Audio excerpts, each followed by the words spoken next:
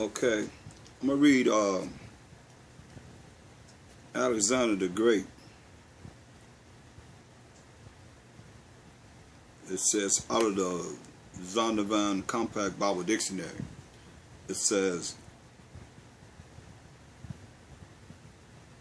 son of Philip, king of Macedon, and Olympias, and Emperor princess, born 356 BC. Although not named in the Bible, he is described prophetically in Daniel, the he-goat from the west, with a notable horn between his eyes. And that's a lie, because we just read it in the Apocrypha. His name. I'll read it again. First Maccabees 1:1. That's why I said they took it out. Because it says, and it happened after that Alexander, son of Philip the Macedonian, who came out of the land of Chittim, had smitten Darius, king of the Persian and Medes, that he reigned in his stead the first over Greece. So that was a lie, because he is written in the Bible. The Apocrypha is part of the original King James 6:11 Bible. All day and all night, every day, 24/7.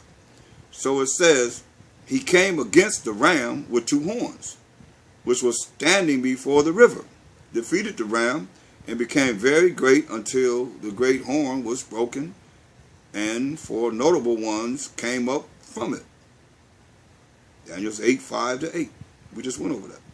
The prophecy identifies the ram as the kings of Media and Persia, the goat as the king of Greece, the great horn being the first king. When he fell, 4 kings arose in his place. Daniel 8:18-23. 22, excuse me.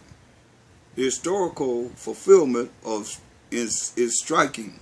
Alexander led the Greek armies across the Hellespont into Asia Minor in 334 BC and defeated the Persian forces at the river Granius, Granicus, moving with amazing rapidity. The he-goat touched not the ground. Daniel 8:5. He again met and defeated the Persian at Isis. Turning south, he moved down the Syrian coast, advancing to Egypt, which fell to him without a blow. Turning again to the east, he met the armies of Darius for the last time, defeating them in the battle of Arbela, east of the Tigris River. Rapidly he occupied Babylon, then Susa and Persepolis, the capitals of Persia. He later marched his armies eastward as far as India, where they won a great battle. The army, however, refused to advance further. Alexander was forced to return to Persepolis. While still making plans for further conquest, he contracted a fever. Yeah, right. Weakened by the strenuous campaign and increasing dissipation, he was unable to throw off the fever and died in Babylon in 323 BC at the age of 32.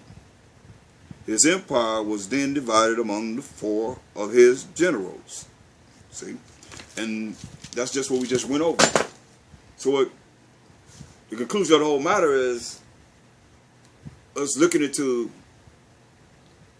the Bible in Daniel's and looking into the Apocrypha, we see that it gives a clear indication of what actually happened, without a shadow of a doubt. Now, as far as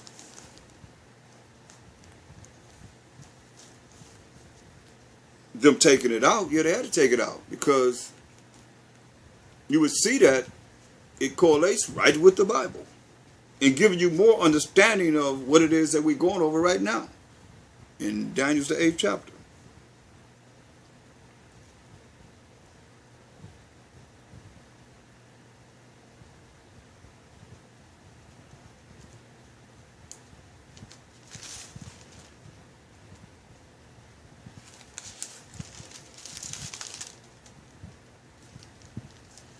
Look at Daniel's 8, and we're in verse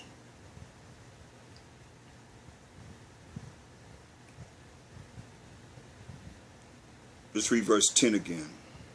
And it waxed great, even to the host of heaven, and it cast down some of the host and of the stars to the ground, and stamped upon them.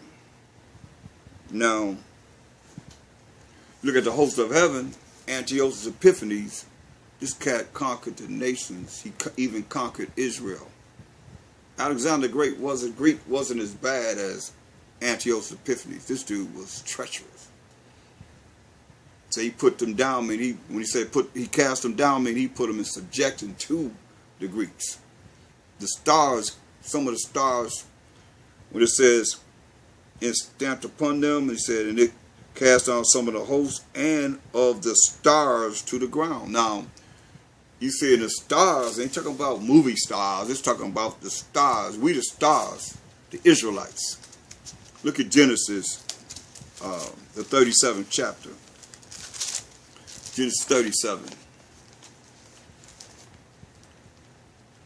And look at verse 9.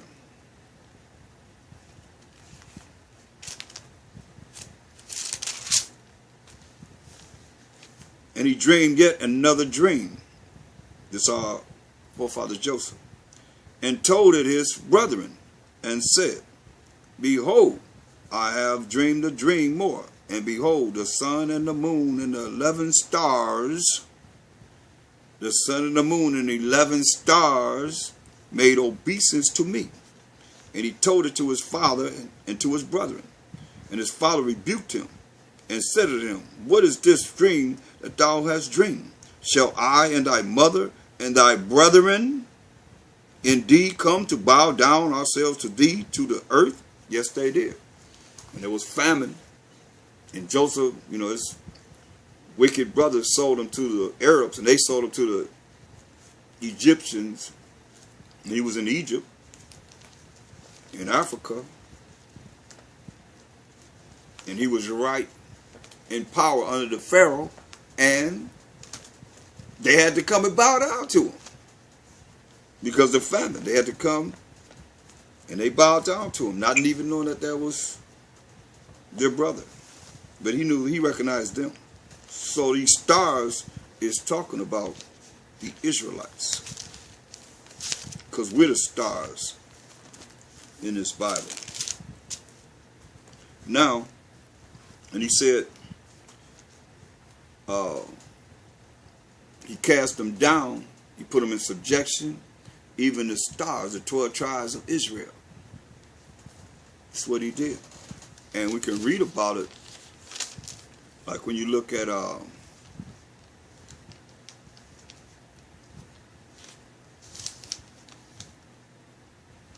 when we go through Feast of Dedication, what they call Hanukkah, we go through a lot of what we went through and what this dude did. Let's look at First Maccabees, the 1st chapter, in 41.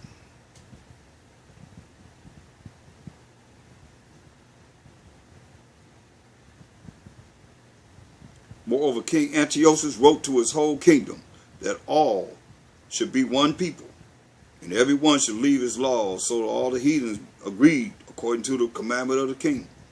Yeah, many also of the Israelites consented to his religion, and sacrificed it to idols and profaned the Sabbath. For the king had sent letters by messengers unto Jerusalem and to the cities of Judah, that they should follow the strange laws of the land, and forbid burnt offerings and sacrifices and drink offerings in the temple, and that they should profane the Sabbath and festival days. This is killing us. This putting us down. And pollute the sanctuary and holy people. Set up altars and groves and chapels of idols, and sacrifice swine's flesh and unclean beasts. This is what the Edomites did.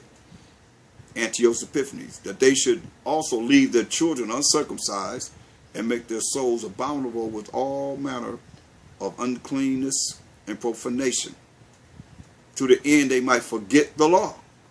See? And these are the things that we're looking at now. People are what? Saying we're not under the law, so they want you to forget the laws of the Most High and change all the ordinances. And whosoever would not do according to the commandment of the king, he said he should die. See?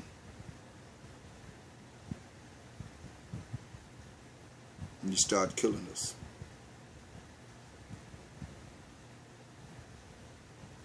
Look at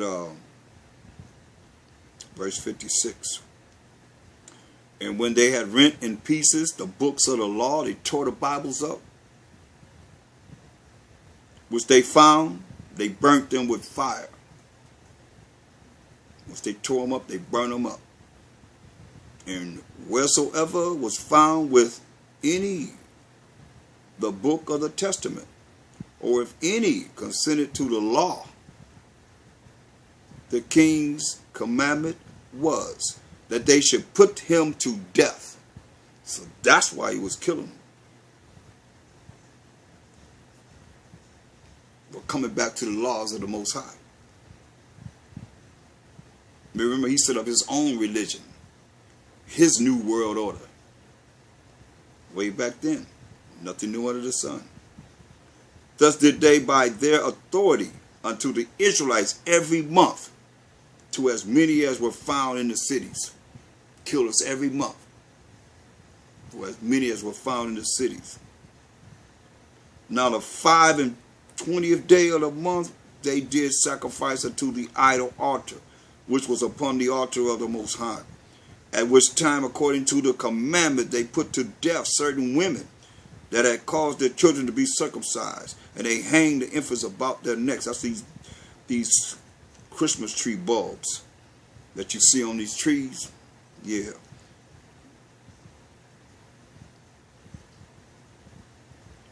And ruined their houses, and slew them that had circumcised them. Howbeit many in Israel were fully resolved and confirmed to themselves not to eat any unclean thing. We wouldn't eat anything unclean thing. We was going to follow the dietary laws. Wherefore they chose rather to die, that they might not be defiled with meats, and that they might not profane the holy covenant. So then they died. And there was very great wrath upon Israel, as we just read. Now, some of us got away. Some of us had enough sense to go underground, and we started building these catacombs. It's about 600 miles underground. The Vatican occupies that area that we built. Look.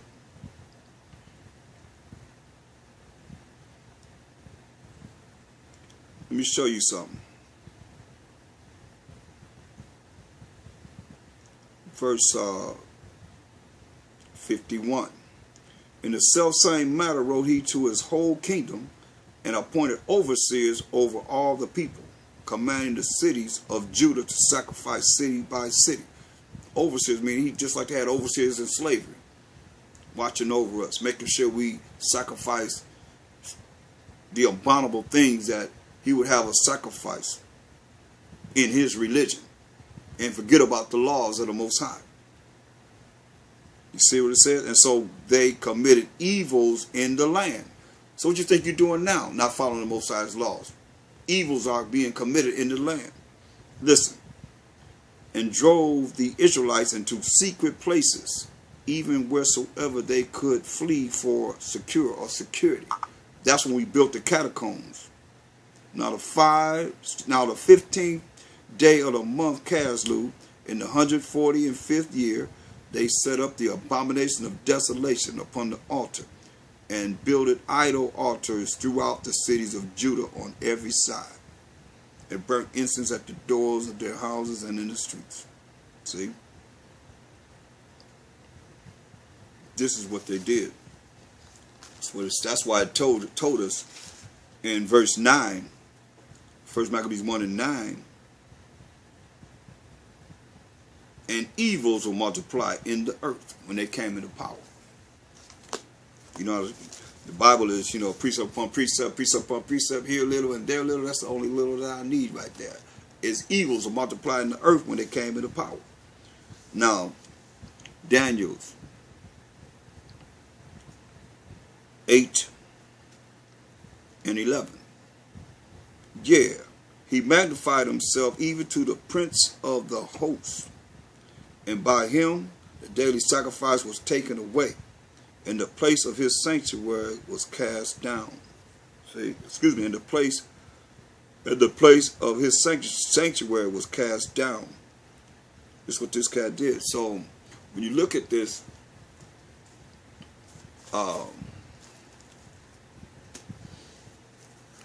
Antiochus Epiphanes, he magnified himself against the truth.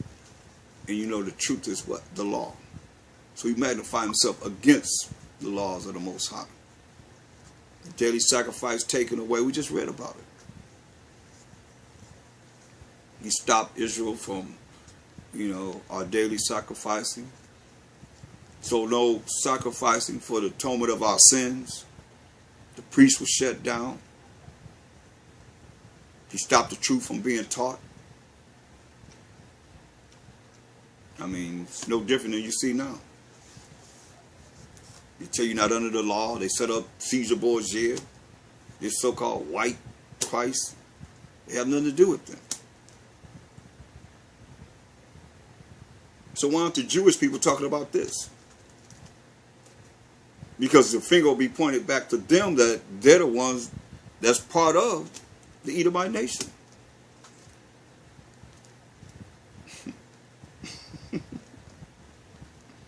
Esau's grandson.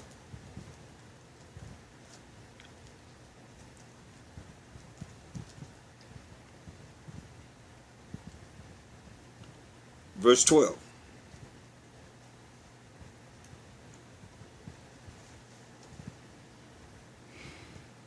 And an host was given him against the daily sacrifice by reason of transgression, and it cast down the truth to the ground, and it practiced and prospered. We just read all of that in the Apocrypha.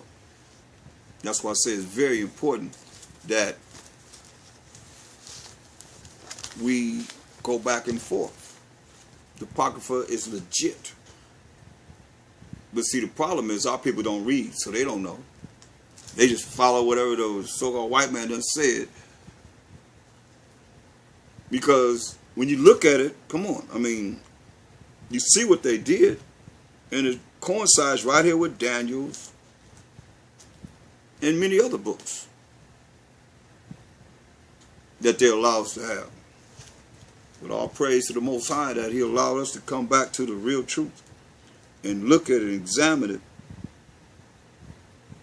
and look at these things and find out the truth. Daniel's 8 and 12.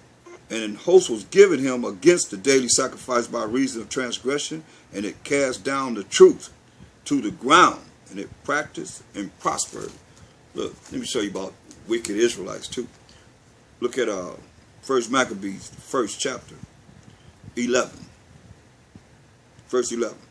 In those days went there out of Israel wicked men, who persuaded many, saying, let us go and make a covenant with the heathen that are round about us.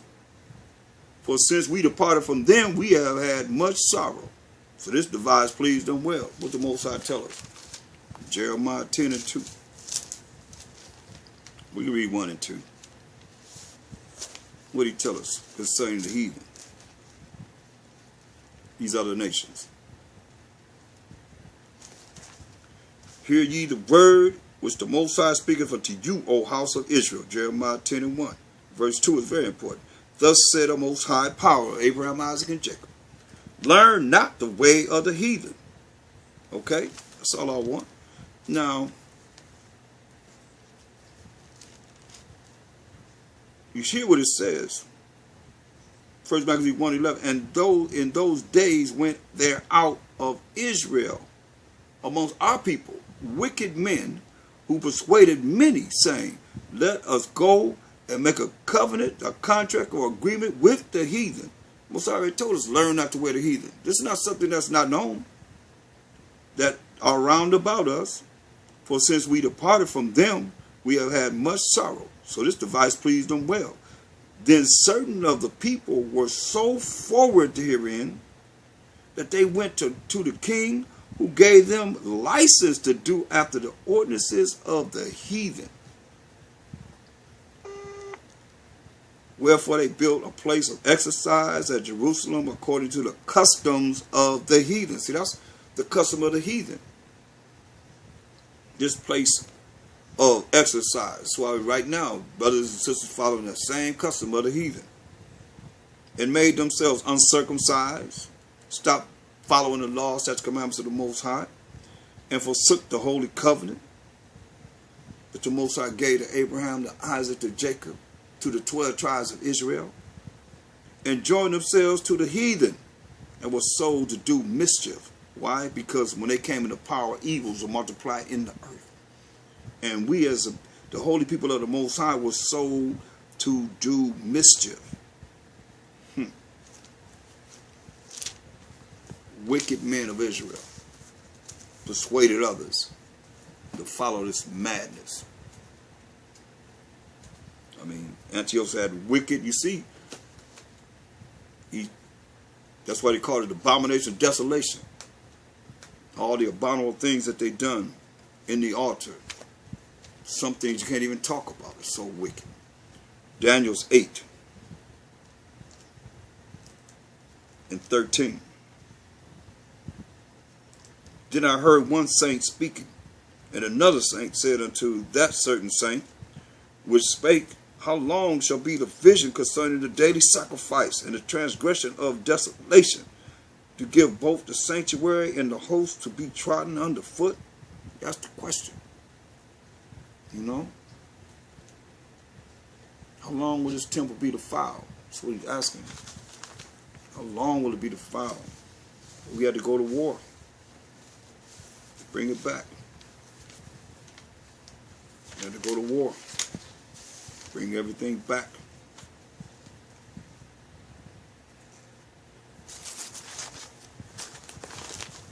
I'm going to look at, let's go into the book of Babylon, the Temple 2, on page 83. This is by Rudolph R. Windsor. On page 83 it says, the North African black Jews, that's what he's saying, but we all Israelites, we're not African.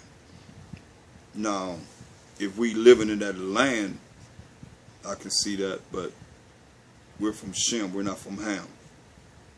It says, in the year 331, that Alexander the Great defeated the Persian Empire. Darius at the Battle of Gaugamela, incorrectly called Arbela, a new master emerged on the world stage and transformed the history and culture of 3 continents. However, Alexander died in the prime of his life at the age of 32 because of debauchery and intoxication.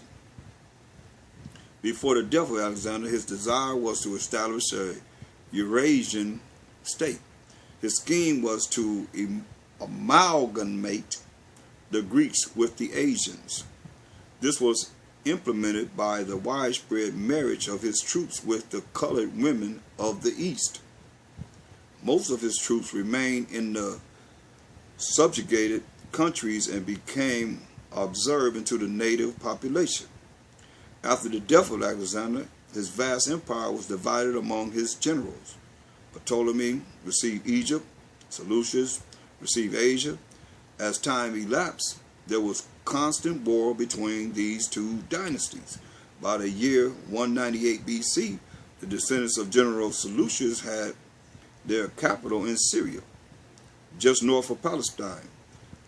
In this same year, the Seleucid dynasty in Syria compelled Egypt to give up Palestine, the land of the Jews. The king of Syria at this time was Antiochus III. When Antiochus IV usurped the throne in Syria, 175 to 163 BC, he entertained the thought of uniting Alexander's empire. This meant the conquest of Egypt. However, the province that bordered on Egypt was Palestine, which stood in his way.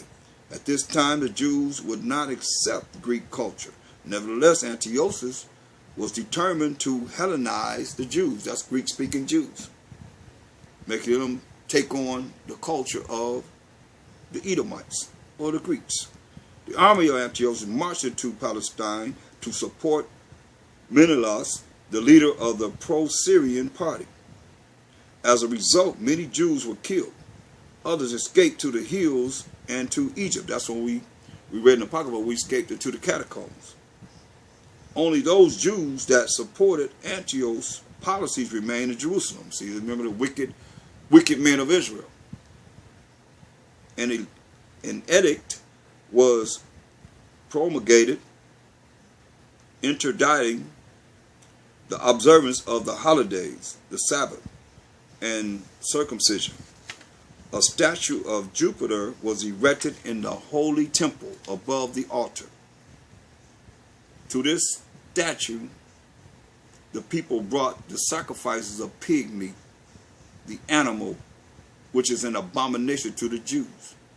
Because of this religious persecution, the legitimate high priest, Onias III, and many other Jews fled into African countries such as Egypt, Ethiopia, and Cyrenaica, Libya, or North Africa. Throughout the last 2,500 years, the main factors that have contributed to the social migration of the Jews were wars, religious persecution, and commerce. All these factors were operating and gave rise to the Jews population when we went into Africa. So there's many different sources that we can go into. Josephus also brings about certain things too, but due to time we're going to continue on this breakdown in Daniel's, the 8th chapter. Verse 13. And I heard one saint speaking, and another saint said unto that certain saint which spake, How long shall be the vision concerning the daily sacrifice and the transgression of desolation, to give both the sanctuary and the host to be trodden underfoot? We talking about how we were sacrificing swine's flesh. How he had us doing all kind of madness up there in the temple. All kind of manner of unclean beasts.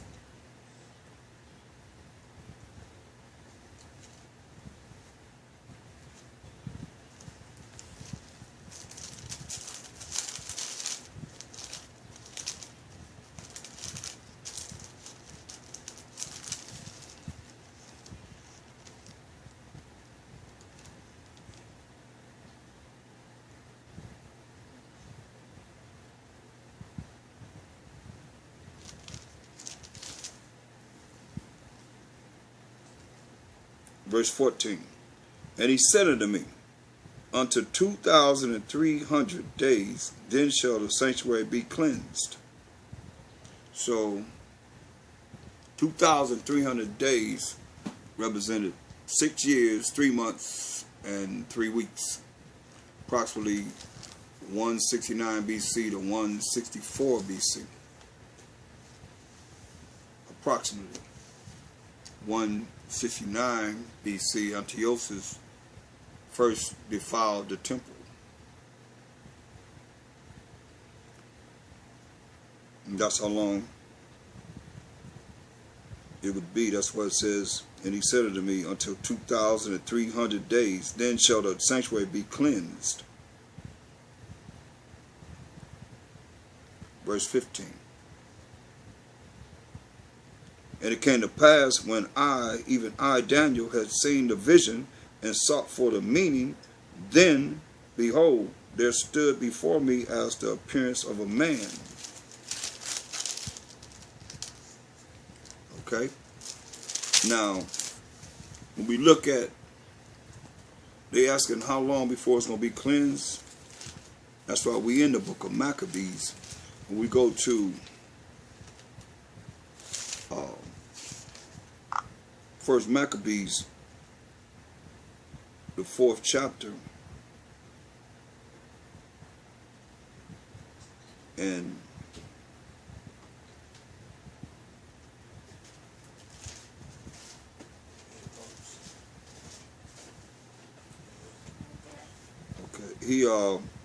you see that all the time we had to cry to the Most High, because we're always dealing with somebody coming against us. We went from one captivity to the next captivity, to the next captivity, to the next captivity, over and over and over again. So, like I said, we was in the Persian Median Empire, now we're in the Greek Empire, and we have Judas Maccabees and his brothers that stood up. Look at First Maccabees 2.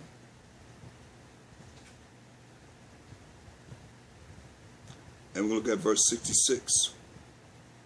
As for Judas Maccabeus, he have been mighty and strong, even from his youth up. Let him be your captain and fight the battle of the people. See? So he was a leader of the warriors of Israel. Now,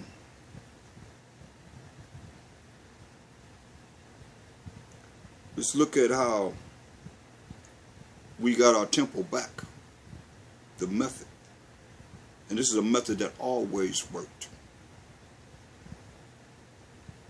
Now this is a mighty warrior, Judas Maccabees. Let's see what he did.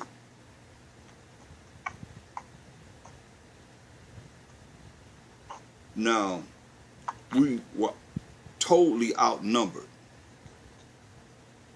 Totally outnumbered.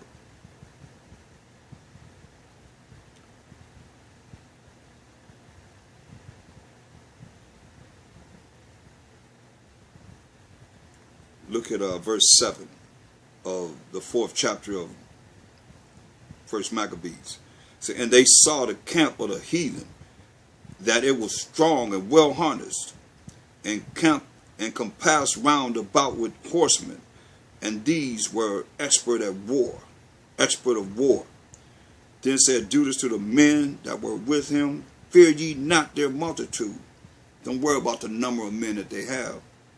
Neither be afraid of their assault. Remember how our fathers were delivered in the Red Sea, when Pharaoh pursued them with an army. He's going all the way back to the time we came out of Egyptian captivity. And the Most High opened up the Red Sea for us to walk across dry land and close it in on Pharaoh and his army.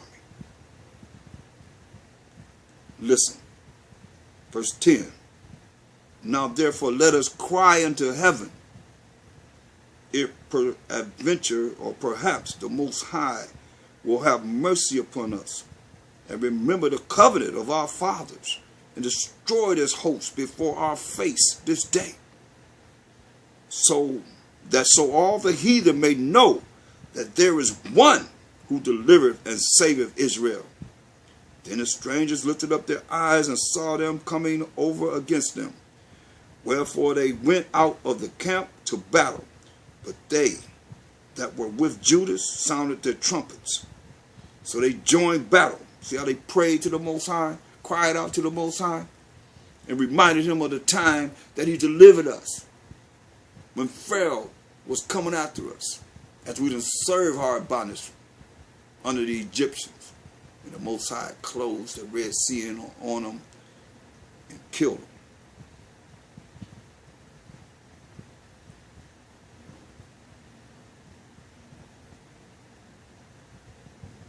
like this. Verse 10. First Maccabees 4 and 10. Now therefore let us cry unto heaven, if peradventure perhaps the Most High will have mercy upon us, and remember the covenant of our fathers, and destroy this host before our face this day, that so all the heathen may know that there is one who delivereth and saveth Israel. That's right. These nations would know, and they're going to know again. It says, then the strangers lifted up their eyes and saw them coming over against them. Wherefore they went out of the camp to battle, but they that were with Judah sounded their trumpets. So they joined battle, and the heathen, being discomfited, fled into the plain. Howbeit all the hindmost of them were slain with the sword, for they pursued them unto Gezerah and unto the plains of Idumea. These are the lands where the Idumea means Edom, Rome, where the Edomites were living, and Azotus and Zamnia, so that there were slain of them upon 3,000 men. This done, Judas returned again with his host from pursuing them, and said to the people, be not greedy of the spoils, insomuch as there is a battle before us. We still got to fight. Don't be so worried about taking the things that they have, because we still got to fight this battle.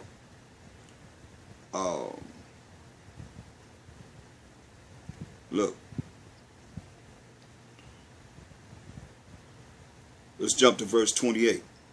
You can read the whole thing for yourself, but I'm going to jump to verse 28. The next year, therefore, following Lysias gathered together 70,000 choice men.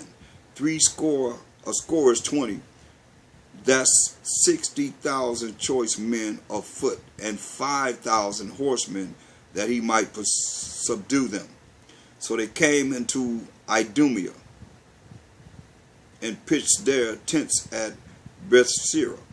And Judas met them with 10,000 men. That's a lot. The odds are very different between the amount of men that they had against us, the children of Israel, with Judas and his men.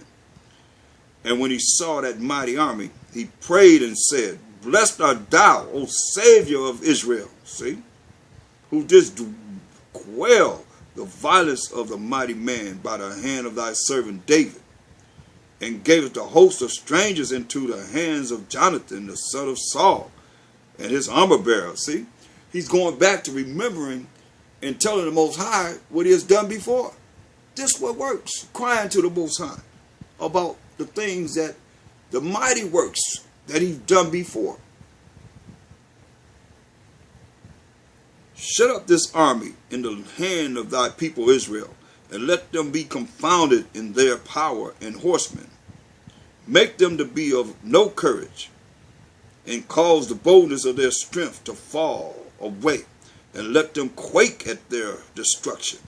Cast them down with the sword of them that love thee, and let all those that know thy name praise thee with thanksgiving. So they joined battle, and there was slain of the host of Lysias about 5,000 men. Even before them were they slain. Now when Lysias saw his army put to flight, and the manliness of Judas' soldiers, and how they were ready either to live or die violently, he went into Antiochia, and gathered together a company of strangers, and having made his army greater than it was, he purposed to come again into Judea. Then said Judas and his brethren, behold, our enemies are discomfited. Let us go up to cleanse and dedicate the sanctuary. Upon this, all the hosts assembled themselves together and went up into Mount Zion. And when they saw the sanctuary desolate, and the altar profane, and the gates burned up, and scrubs growing in the courts as in a forest, or in one of the mountains, and the priest's chambers pulled down, they rent their clothes and made great lamentation, and cast ashes upon their heads, and fell down flat to the ground upon their faces, and blew an alarm with the trumpets, and cried toward heaven. Sad to see all this. Then Judas appointed certain men to fight against those that were in the fortress, until he had cleansed the sanctuary. So he chose priests of blameless conversation, such as had pleasure in the law, who cleansed the sanctuary and bear out the defiled stones into an unclean place. And when as they consulted what to do with the altar of burnt offerings, which was profane, they thought it best to pull it down, lest it should be a reproach to them, a disgrace to them, because the heathen had defiled it. Wherefore they pulled it down and laid up the stones in the mountain of the temple in a convenient place, until there should come a prophet to show what should be done with them. You know, a prophet would come and tell them what to do with these nasty, filthy, McNasty stones. Then they took whole stones according to the law and built a new altar according to the former, and made up the sanctuary and the things that were within the temple, and hallowed the courts. They made also new holy vessels, and into the temple they brought the candlestick and the altar of burnt offerings and of incense and the table. And upon the altar they burnt incense, and the lamps they had upon the candlestick they lighted, that they might give light in the temple. Furthermore, they set the loaves upon the table and spread out the veils, and finished all the works which they had begun to make. Now on the 25th day of the 9th month, which is called the month of Caslu, which is December 25th, we would say, so lock you the 12th month, the 25th day, which this world knows as Christmas. Remember, that's the day that they did the sacrificing on. The wicked sacrificing, I mean. In the 148th year, they rose up betimes in the morning, quickly in the morning, and offered sacrifice according to the law upon the new altar of burnt offerings which they had made. Look at what time and what day the heathen had profaned it. Even in that was it dedicated with songs and cisterns and harps and cymbals, music. Then all the people fell upon their faces, worshiping and praising the Most High Power of heaven, who had given them good success. And so they kept the dedication of the altar 8 days, and offered burnt offerings with gladness, and the sacrifice of deliverance and praise. This is the deliverance that we received as the Israelites from our enemies, rededicating our temple. They decked also the forefront of the temple with crowns of gold and with shields. And the gates and the chambers they renewed, and hanged doors upon them. Thus was there very great gladness among the people, for that the reproach or the disgrace of the heathen was put away. Moreover, Judas and his brethren with the whole congregation of Israel ordained that the days of the dedication of the altar should be kept in their season from year to year by the space of 8 days, from the 25th day of the month Caslu, with mirth and gladness. At that time also they builded up the Mount Zion with high walls and strong towers round about, lest the Gentiles should come and tread it down, as they had done before. And they set there a garrison to keep it, and fortified Beersheba to preserve it, that the people might have a defense against Idumea. Now, who is Idumea? Let's read about Idumea in the Zondervan Compact Bible Dictionary. Idumea.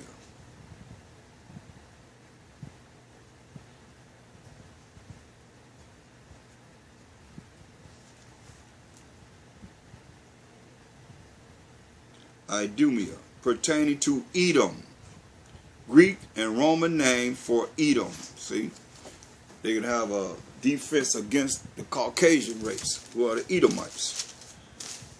So,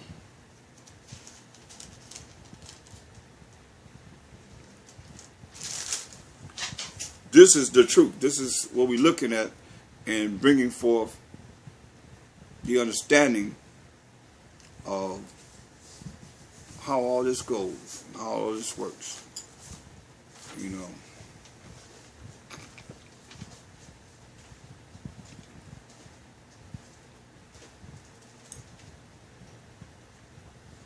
You know, I said he wanted to mix the Greeks with the Asian people. That happened with Genghis Khan and Kublai Khan.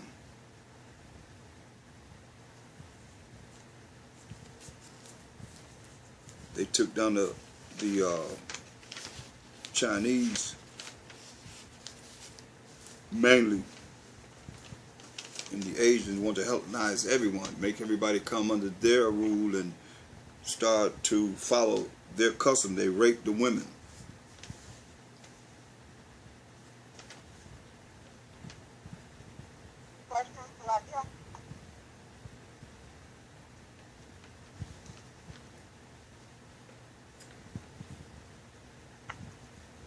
Yeah.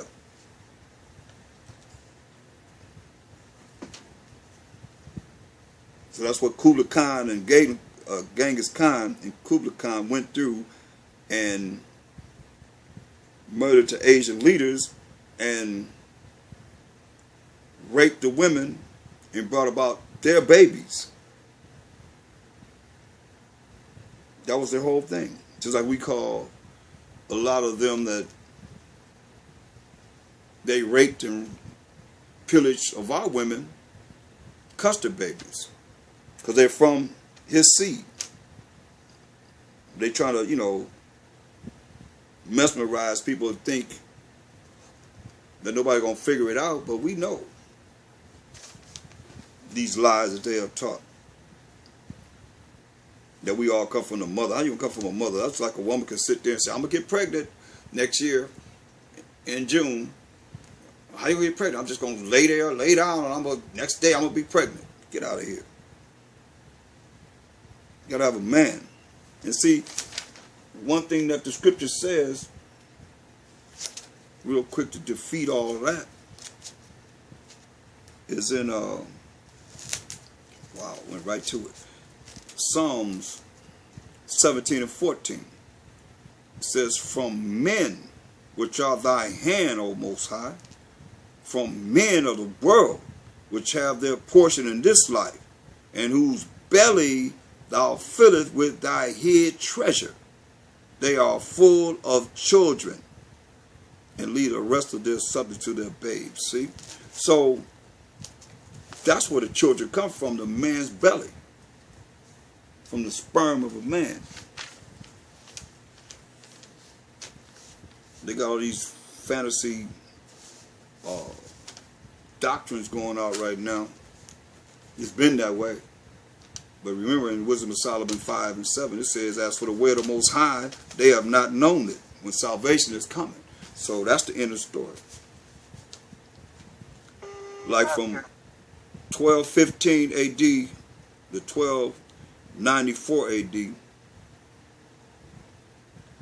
for Kublai Khan and King,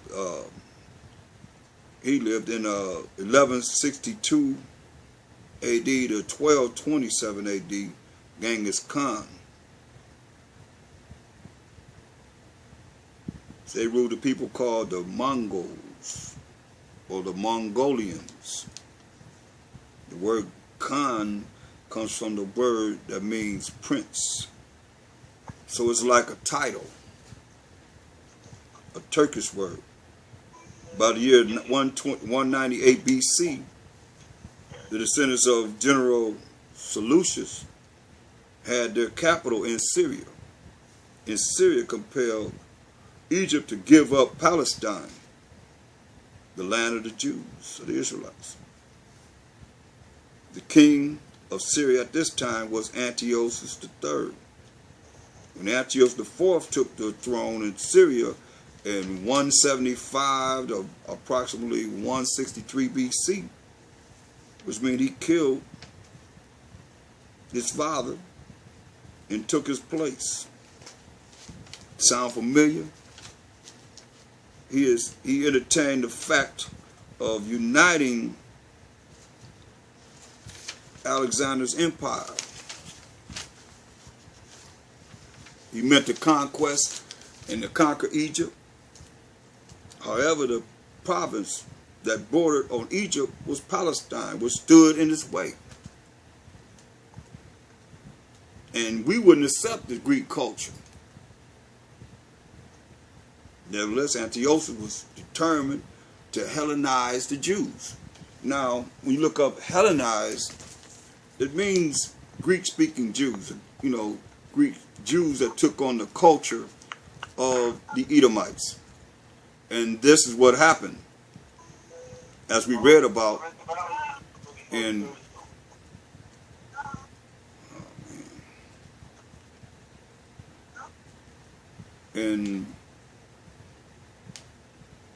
the different accounts that I have went over tonight.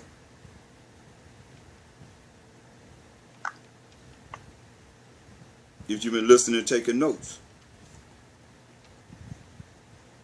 Hellenists, it says Jews who made Greek their tongue, and with it often adopted Greek ideas and practices. See?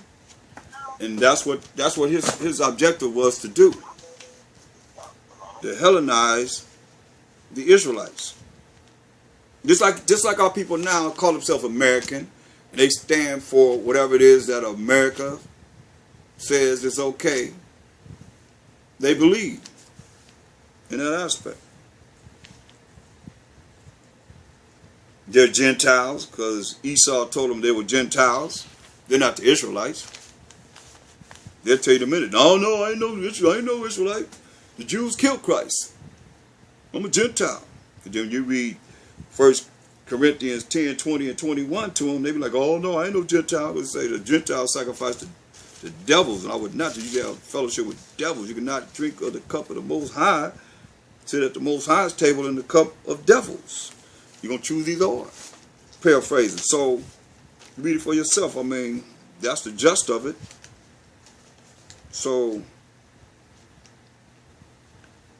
this Antiochus Epiphanes, you see, he defiled the temple, made our people eat pork, abominable things, and some chose to die. Like when you read about this old man, he said, I'd rather die. I don't live all my life righteous, and all of a sudden now I'm going to turn around and eat some pork and defile my temple. No, that's how fervent we were about the Most High's laws. That's the dietary laws. It tell you in Isaiah 66 chapter, he's going to burn those up. He's going to consume those that eat abominable things. Because he said, we the temple of the Most High. And here he is. I mean, that's why I say you see pork the other white meat. You know, all the things that they're perpetrating right now for us to follow so we can be abominable without us even knowing it. Better read them labels. Better make some effort to eat right and keep your temple clean and pure without having to deal with the abominable things that he would have us do. To go to hell with him. That's all it is. I always say the world set up to send you straight to hell. Because look at Edom. Let's look up Edom. It says Edom. Edom figures prominently in the prophetic scriptures. It is in the Zondervan Compact Bible Dictionary. Edom figures prominently in the prophetic scriptures as the scene of great future judgments. See notably Isaiah 34 and 5, 6, Isaiah 63, 1 down. She is the only neighbor of the Israelites who was not given any promise of mercy from the Most High. So, the elite know this. The average person don't know anything about that because they ain't going to probably a lot of y'all probably don't have no Compact Bible Dictionary. Zondervan Compact Bible Dictionary. These are the things you can read to the people to get them, to wake them up. So let's look at where we at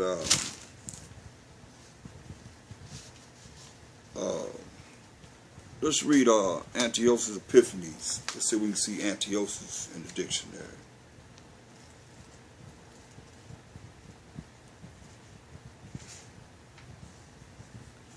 Antiochus.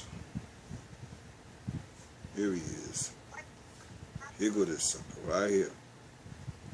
It says withstander. Antiochus III, the Great. He was called the Great too, just like Alexander. 223 to 187 BC. King of Syria and sixth ruler of the Seleucid dynasty. By his victory over the Egyptians in 198 BC, Syria gained control of Palestine. He was decisively defeated by the Romans in 190 and later murdered by a mob which plundered a temple. Antiochus IV, Epiphanes, just reading about, son of Antiochus III and eighth ruler of the Seleucid dynasty, 175 to 163 BC. First Maccabees 1:10, 6:16. And his attempt to Hellenize the Jews, as we've been talking about, he had a pig sacrifice on the altar in Jerusalem, forbade circumcision, and destroyed all the Old Testament books he could find. Remember, there's no New Testament because there's only the Old Testament. Remember, he destroyed them, he rent them, and he burned them up. These outrages involved him in the Maccabean War, in which the Syrian armies were repeatedly defeated by the brilliant Judas Maccabees. Antiochus V, Ippator, son of the above, he reigned as a minor for 2 years and then was slain. 2 years, they killed him. So, the same thing that you're seeing in all different sources is the same thing for those that have ears to hear and eyes to see.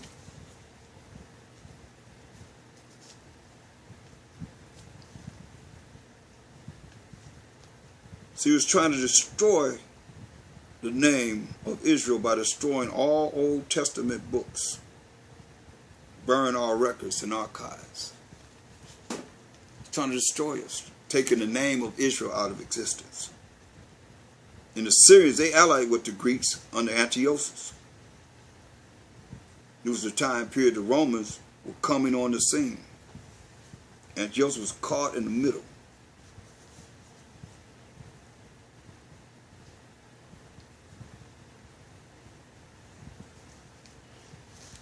So let's continue. Daniel's 8 and 16. And I heard a man's voice between the banks of Uliah, which called and said, Gabriel, make this man to understand the vision. It's the angel Gabriel. So he came near where I stood. And when he came, I was afraid. So when he came, he was afraid. And fell upon my face.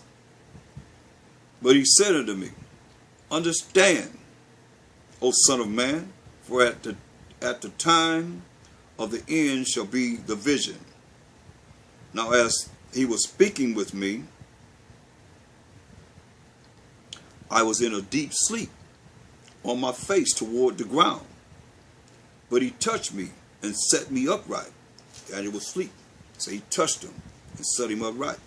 And he said, behold, I will make thee know what shall be in the last end of the indignation. For at the time appointed the end shall be. The ram which thou sawest, having two horns, are the kings of the Media and Persia. As we went through this. And the rough goat is the king of Grecia. That's the Greeks, the so-called Caucasian race. The Persians are the East Indians. The Medes are the Japhetic people. And the rough goat is the king of Grecia. And the great horn that is between his eyes is the first king, who was Alexander the Greek. Now that being broken, whereas four stood up for it, meaning Alexander he died 4 generals stood up for it. 4 kingdoms shall stand up out of the nation, but not in his power. Not in his power.